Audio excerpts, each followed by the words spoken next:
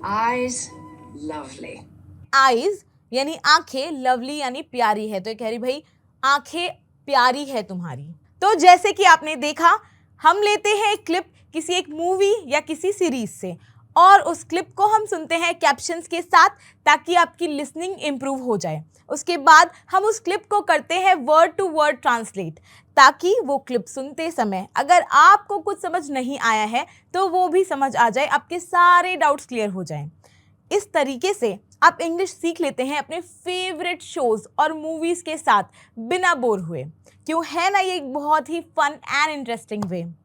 तो चलिए हम आज का सेशन शुरू कर लेते हैं और अगर आप ऐसी और इंटरेस्टिंग एंड फन वीडियोस देखते रहना चाहते हैं तो जल्दी जल्दी चैनल को सब्सक्राइब कर लीजिए। आज की जो क्लिप है वो है प्रिंसेस डायरीज मूवी से।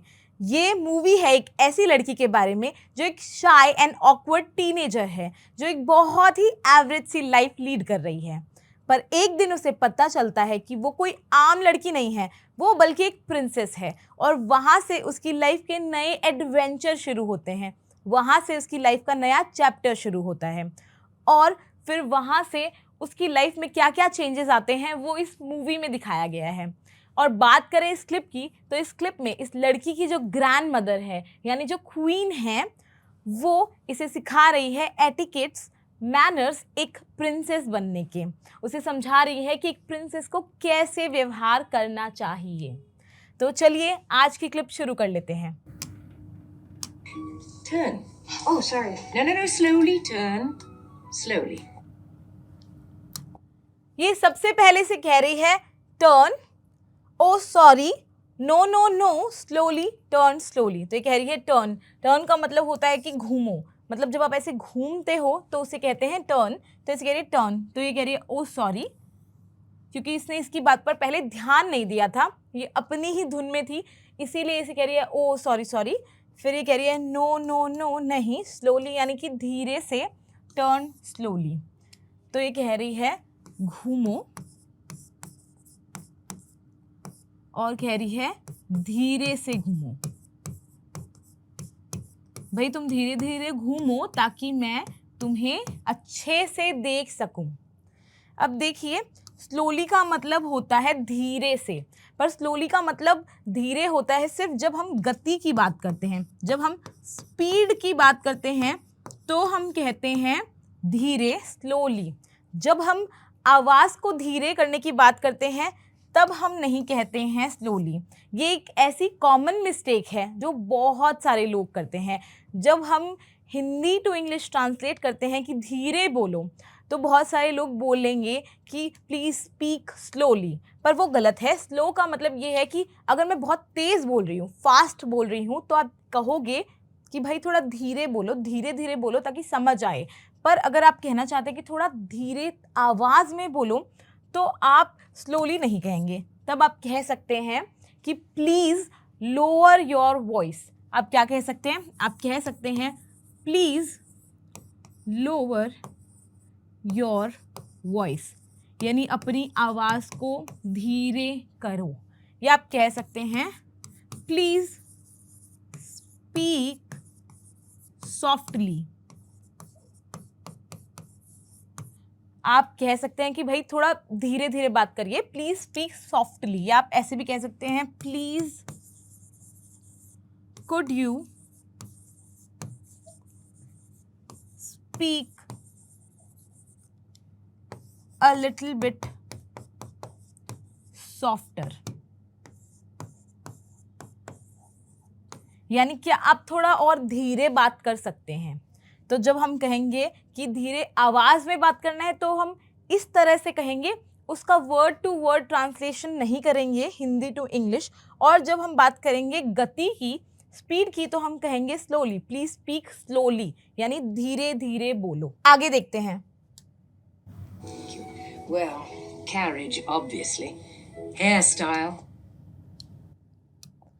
आगे इसने इसे देखा और ये कह रही है well carriage obviously hair style. तो ये कह रही है वेल कैरेज।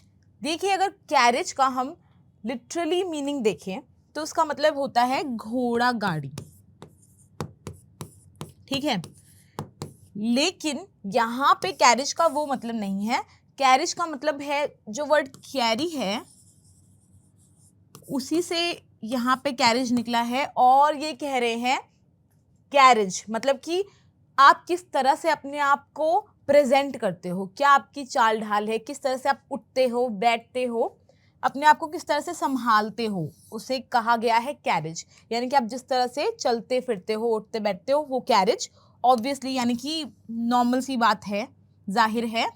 हेयर स्टाइल यानी कि हेयर स्टाइल चेंज करने की ज़रूरत है। ये लिस्ट बना रही है उन चीज़ों की जो उसे लग रहा है कि भाई ये सब चीज़ें उसमें बदलने की ज़रूरत है, उसको प्रिंसेस बनाने के लिए एक आम लड़की। आगे देखते हैं। Well, complexion. आगे कह रही है कॉम्प्लेक्शन। कॉम्प्लेक्शन क्या होता है? कॉम्प्लेक्शन का मतलब होता है रंग। जो त्वचा का रंग होता है उसे कॉम्प्लेक्शन कहा जाता है। कॉम्प्लेक्शन जैसे हम जानते ही हैं कई तरह के हो सकते हैं।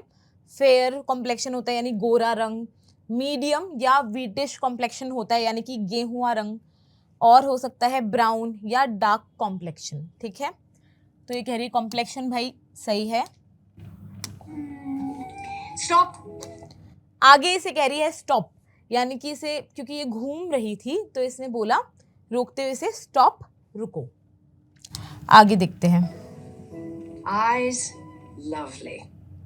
आगे ये कह रही है आईज यानी आंखें, लवली यानी प्यारी है। तो ये कह रही भाई आंखें प्यारी है तुम्हारी। आगे चलते हैं, आगे देखते हैं।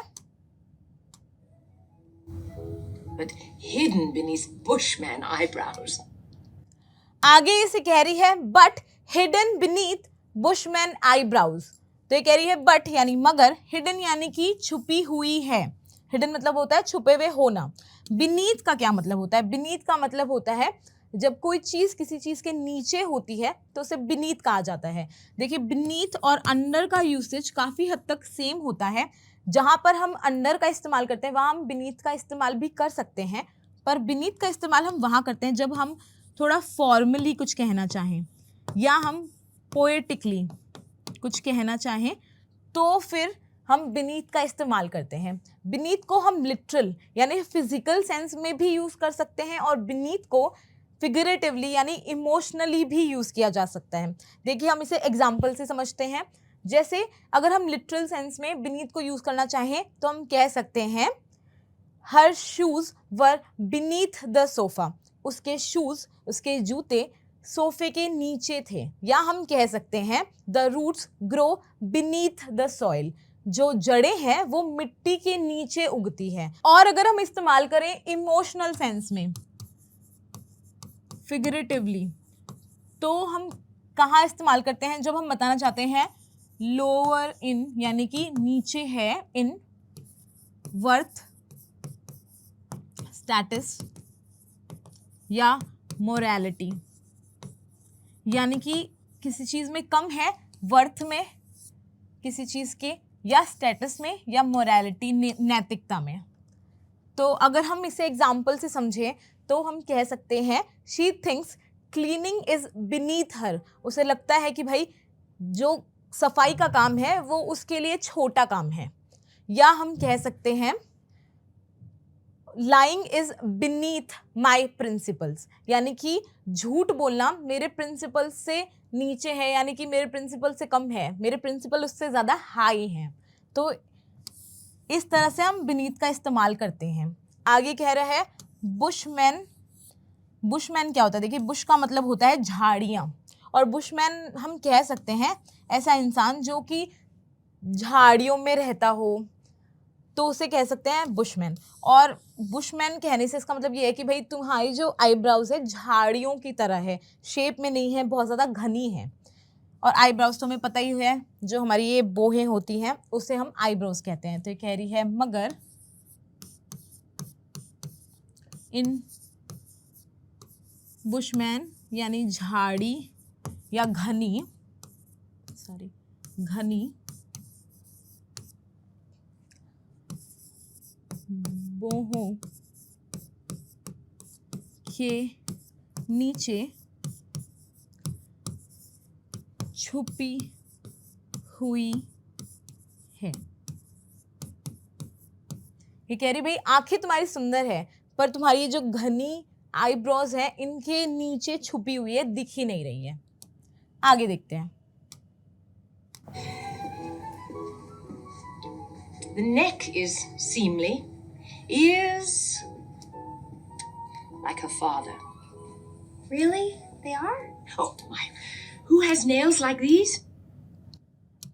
आगे कह रही है अपनी लिस्ट को कंटिन्यू करते हुए, the neck is seemly, ears like her father, really they are, oh my who has nails like these. तो ये कह रही है द नेक यानी कि गर्दन जो है, इज है, सीमली का मतलब है कि मतलब एप्रोप्रिएट है, प्रॉपर है, सुंदर है, शालीन है, ठीक है।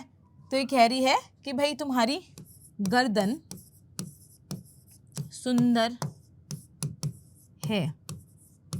फिर आगे ये कह रही है ईयर्स यानी कि कान, लाइक हर फादर्स यानी कि उसके पिता की तरह है उसके कान। तो ये कह रही है कान उसके पिता की तरह हैं। तो फिर ये थोड़ा एक्साइटेड होके पूछ रही है, कह रही है रियली दे आर, रियली यानी सही में, दे आर ये हैं। तो ये कह रही कि सही में मेरे कान मेरे पिता की तरह हैं क्या। तो ये कह रही है आगे ओ माय, क्योंकि इसने कान पे हाथ लगाया तो इसका हाथ पे ध्यान गया। तो ये कह रही है oh my who has nails like these. तो ये कह रही है ओ माय मतलब जैसे हम कहते हैं ना ओ माय गॉड, तो ये उसी का शॉर्ट फॉर्म है। तो कह रही है ओ माय हु यानी कौन, यानी कि हैज़ यानी किसके होते हैं, नेल्स यानी नाखून, लाइक यानी ऐसे जैसे इसके हैं। तो ये कह रही है ओ माय ऐसे नाखून किसके होते हैं। इसने इसके नाखून देखे, नेल पेंट लगी हुई थी, तो ये इसे पूछ रही है ओ माय ऐसे नाखून किसके होते हैं। आगे देखते हैं। Everybody? तो ये कह रही है एवरीबडी, क्योंकि जहाँ से ये है वहाँ पे इस तरह से नेल पेंट लगा के रखना नेल्स पे बहुत ही कॉमन बात है। तो इसलिए कह रही है एवरीबडी यानी कि सब लोग। इसने पूछा ना कि भाई ऐसे नाखून किसके होते हैं, कौन रखते हैं, तो कह रही है भाई सब लोग ही रखते हैं, इसमें क्या हुआ। आगे देखते हैं। Tomorrow I would like to see clean fingers.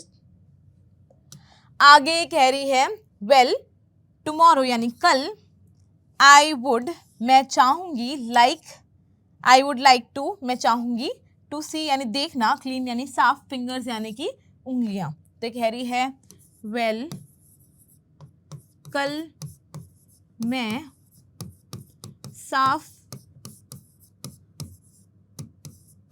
उंगलियां देखना चाहूंगी। तो यानी ये बोल रही भाई कल जब तुम यहां आओ तो ये साफ करके आना।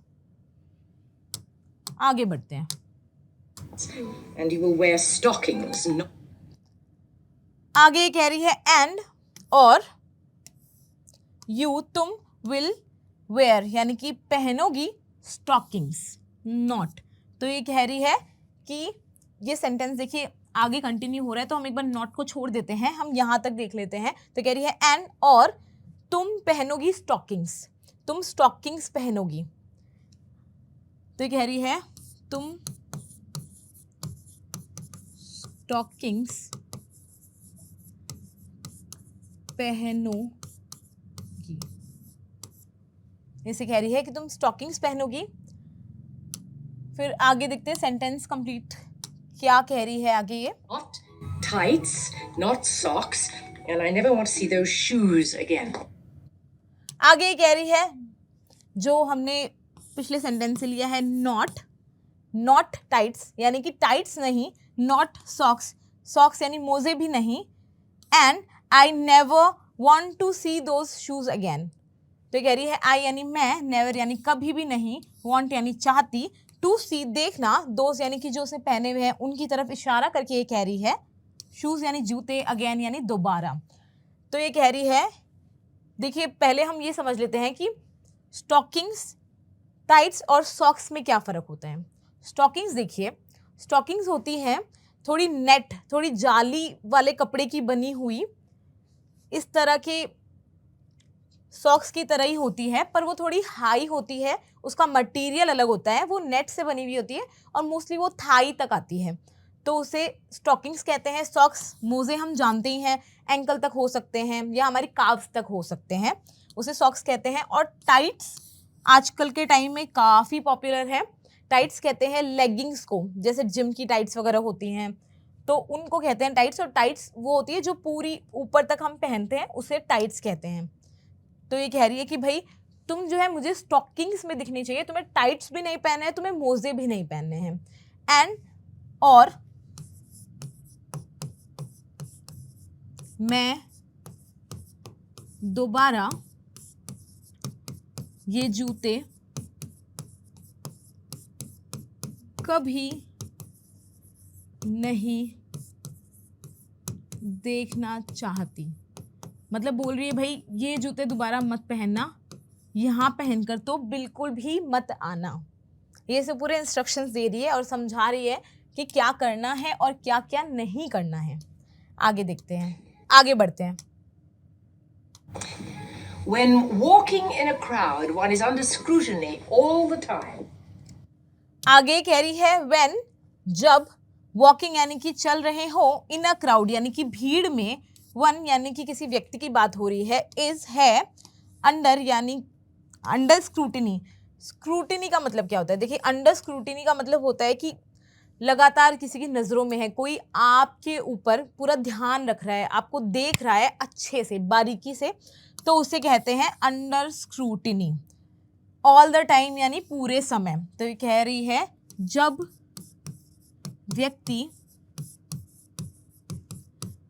भीड़ में, क्राउड, वॉकिंग, चलता है, वो हमेशा, ऑल द टाइम, लोगों की नजरों में रहता है। अंडर स्क्रूटिनी यानी भाई आप जिस पोजीशन पे हो, जब भी आप लोगों के बीच जाओगे, लोगों की नज़र रहेगी आपकी हर एक चीज़ पर, हर एक बारीकी पे। ये समझा रही है ये इसको।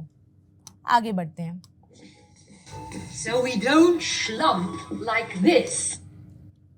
आगे क्योंकि ये जैसे चल रही है तो इसको इसकी चाल पसंद नहीं आ रही और ये कह रही है so we don't slump like this.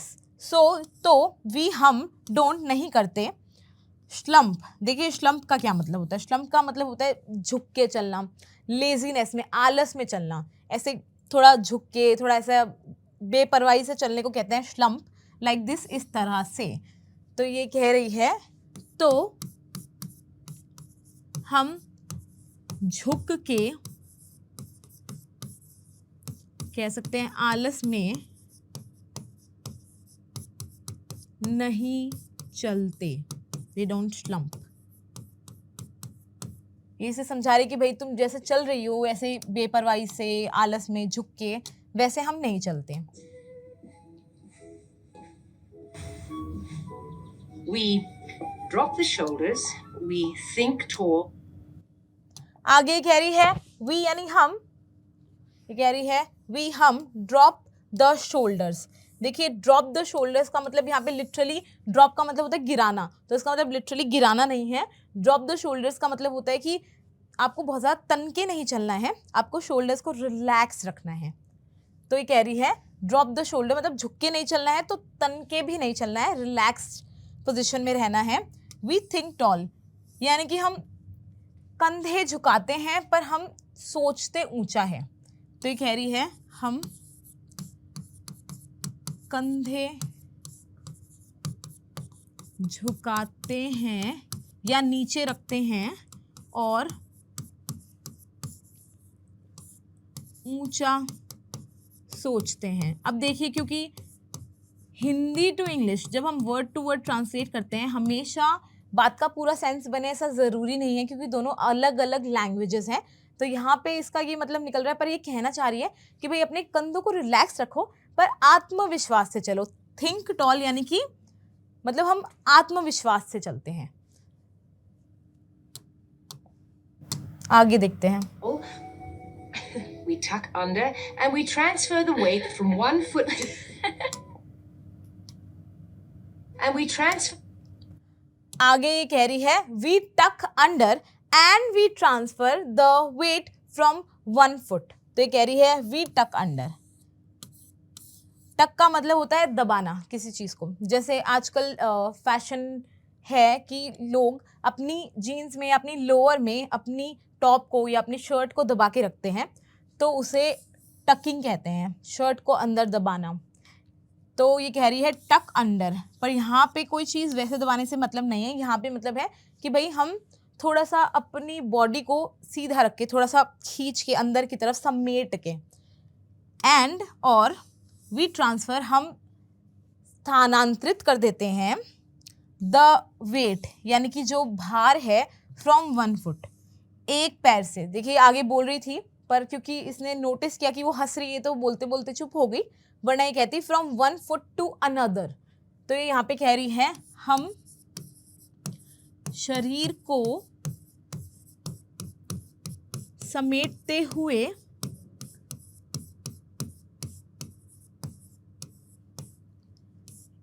और वजन एक पैर से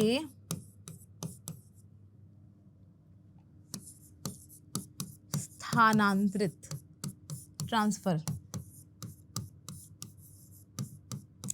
करते हैं। तो ये कह रही है कि भाई अपने कंधे रिलैक्स रखो, आत्मविश्वास से चलो और अपने को थोड़ा सा समेट के अच्छे से चलो, अपने दोनों पैरों पे वेट ट्रांसफ़र करते हुए चलो।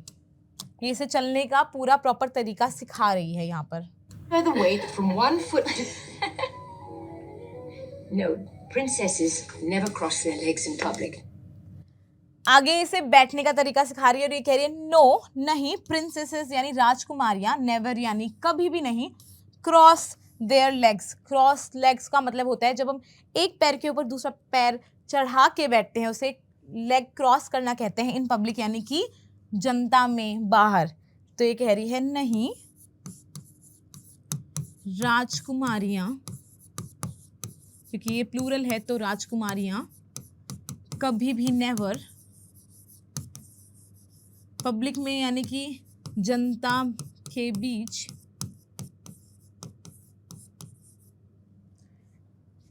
पैर पर पैर चढ़ाकर, लेग क्रॉस करके नहीं बैठती।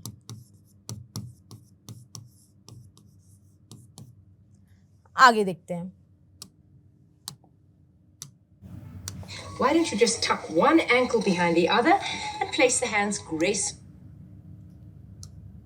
one ankle behind. आगे इसे करेक्ट किया कि देखो जैसे तुम बैठी हो वैसे नहीं बैठना, मैं बताती हूँ कैसे बैठना है। Why don't you, तुम क्यों नहीं करती, जस्ट, बस, टक यानी कि फिर से अंदर की तरफ दबाना, वन एंकल यानी कि अपना एक टकना, बिहाइंड द अदर दूसरे के पीछे, and place the hands, place यानी रखना, द हैंड्स यानी हाथ। तो कह रही है कि तुम एक टखने, एंकल के पीछे दूसरा रख कर क्यों नहीं, दूसरा क्यों नहीं रखती, और अपने हाथ रखो, प्लेस योर हैंड्स। तो ये इसे करके बता रही है, साथ साथ में इसे एक्सप्लेन कर रही है कि भाई तुम एक पैर के पीछे दूसरा पैर रखो और अपने हाथ रखो, and the other, and place the hands gracefully on the knees. आगे कह रही है अपनी बात को कंप्लीट करते हुए, उस सेंटेंस को कंप्लीट करते हुए, and place your hands gracefully. Gracefully का क्या मतलब होता है? ग्रेसफुली का मतलब होता है शालीनता से। तो कह रही भाई शालीनता से अपने हाथ रखो ऑन योर नीज, यानी अपने घुटनों पे। जब आप बैठे हो तो अपने पैरों को उस तरह से एक के पीछे एक करके और हाथों को शालीनता से अपने घुटनों के ऊपर रखकर क्यों नहीं बैठती। तो आज का वीडियो यही खत्म होता है। अगर आपको आज का वीडियो हेल्पफुल लगा, आपने कुछ नया सीखा, तो इस वीडियो को लाइक करिए और इस वीडियो को शेयर करिए। आपको इस वीडियो के बारे में सबसे अच्छा क्या लगा, ये हमें कमेंट करके ज़रूर बताइए। इस वीडियो के बारे में, इस लेसन के बारे में आपकी अगर कोई राय है, कोई सजेशंस है, तो वो भी कमेंट सेक्शन में लिख के हमें ज़रूर बताइए। और साथ साथ ये बताइए कि आप ऐसी और कौन सी मूवीज़ या सीरीज़ पे इस तरह की और वीडियोस देखना चाहेंगे। हम मिलेंगे नेक्स्ट सेशन में, तब तक के लिए गुड बाय। Thank you.